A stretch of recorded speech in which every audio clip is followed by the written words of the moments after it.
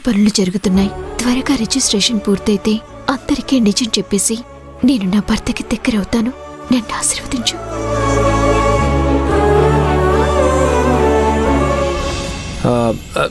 జ్యోతి,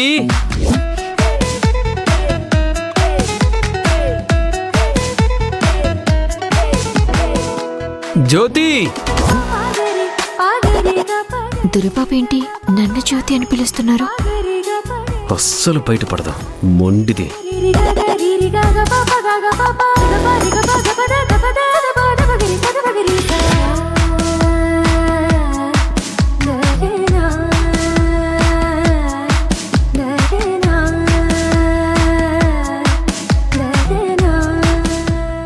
నేను నిన్ను పిలవడం లేదు వర్ష, నా భార్య జ్యోతిని పిలుస్తున్నాను.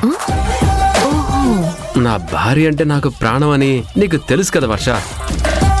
తను చాలా రోజుల తర్వాత నా దగ్గరకు వచ్చింది. తనను చూసి 10 నిమిషాలు దాటింది. అందుకే తన అందమైన మొహం చూసుకుందామని పిలుస్తున్నాను. పిలుచుకోండి కానీ టిఫిన్ చేశారా? కాఫీ ఏమని కావాలా? ఆహా, నీకెందుకు శ్రమ? నన్ను ప్రేమగా చూసుకోవడానికి, నాకు సేవలు చేయడానికి నా భార్య జ్యోతి ఉంది కదా. ఒక్క నిమిషం వర్ష, నేను ఒకటి అడుగుతాను. నువ్వు నిజం మాత్రమే చెప్పాలి, ఏది దాచకూడదు. ఎందుకంటే మనం అమ్మవారి ఎదురుగా ఉన్నాం. ఏమడుగుతారో ఏమో, అమ్మవారితే పారు. అడగండి. శివరాత్రి రోజు అభిషేకం చేసినప్పుడు వాటర్ రిఫ్లెక్షన్లో నీ మెడలో తాళిని చూశాను.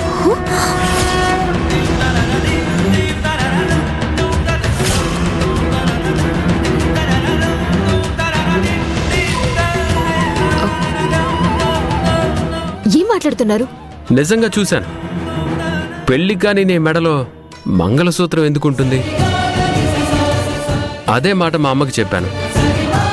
అందుకే వర్షాన్ని పెంచిన తల్లిదండ్రుల దగ్గర ఆరా తీసింది. నువ్వు వర్షవైతే నీ మెడలో తాళెందుకుంది? ఒకవేళ నువ్వే జ్యోతివైతే జ్యోతినంటూ వచ్చింది ఎవరు? నిజం చెప్పు వర్ష. చెప్పడం కాదు, ఇదిగోండి నా మెళ్ళో ఉన్న చైన్ ఇది. చూడండి, మీరేదో పొరపాటు పడుంటారు. మీరిలా అనుమానించటం కరెక్ట్ కాదు. తప్పుగా అనుకుంటే సారీ. మీకిలా అబద్ధం చెప్పక తప్పడం లేదు. నన్ను క్షమించండి దొరబాబు.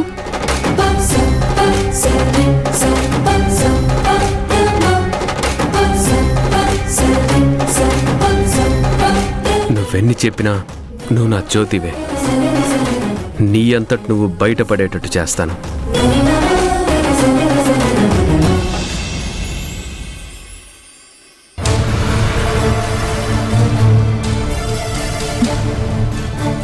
నిన్న జ్యోతి ఏంటి శ్రావ్య అలా రెచ్చిపోయింది?